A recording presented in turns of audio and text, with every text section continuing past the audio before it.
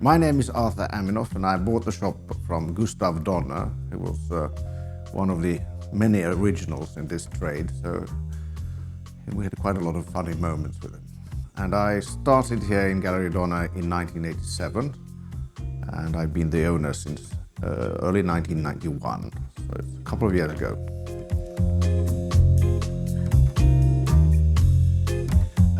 Well, when I started, there was collectors also in Finland for old Sheffield plate. There was a market, and it was fairly valuable. I think that market has just dropped. Then there are some very good collectors on Argent Archer, especially the Swedish objects that are marked. There are, but there are not many collectors, but there are of them.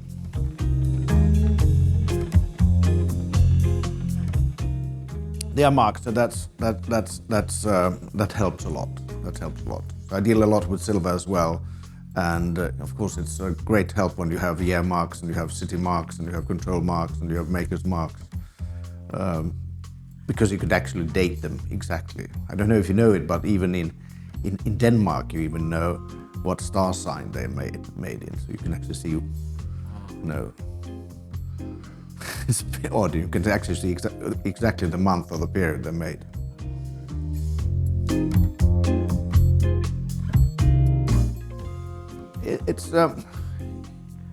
It's difficult to do it in a sort of exact way. It's more like the Germans say, it's a Fingerspitzgefühl. It's on the top of your fingers. You know, there's something wrong with this. I don't think this is old. I think there's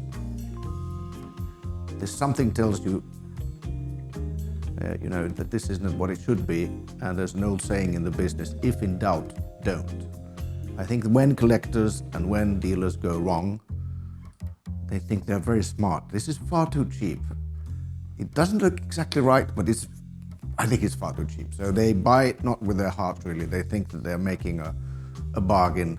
And normally, if you're fooling yourself that you're buying fantastic quality for nothing, you are fooling yourself.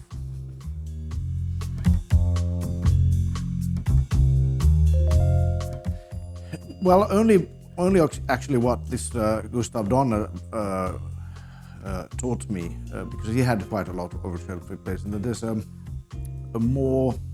there's a deeper tone in it when you, for example, have a dish and a cover, than on the electroplated ones. I can't really explain it, but we checked it several times. The sound actually, and it's sort of a harder feel in the electroplated ones. I guess so. It must be part, or could it be the copper amount? I'm not sure, but there was definitely a feeling when we tried it.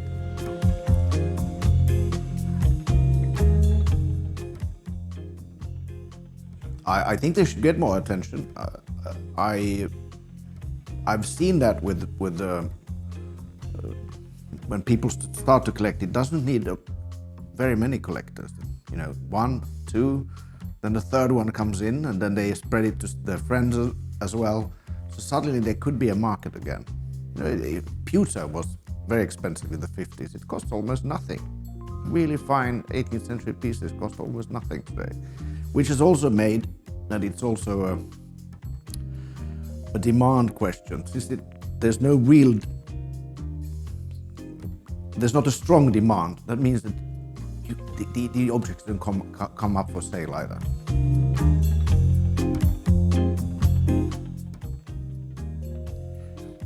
Well, with the gilt objects, I think you can pretty well see in the pictures that you've taken from them, you can see the surface of it. And then, of course, with the many objects, you can just see that they are not gilt on the backside. So it's also a technical question. I mean, if you have this big wall brackets and so on, they're always, you wouldn't spend the money on making the gilding on the backside. Well, I would say that they are valuable and appreciated internationally, but it's not something that's very typical for Finnish clients to ask for. We don't have a lot, and I would say that they're a bit of an odd bird in the Finnish antique world. But there are some very, very knowledgeable collectors. They have been tremendously expensive when they were made originally also, so that's one of the reasons. The quality. The quality is astonishing. If you look at these Empire period objects, they can be really fascinating quality, or they are fascinating quality.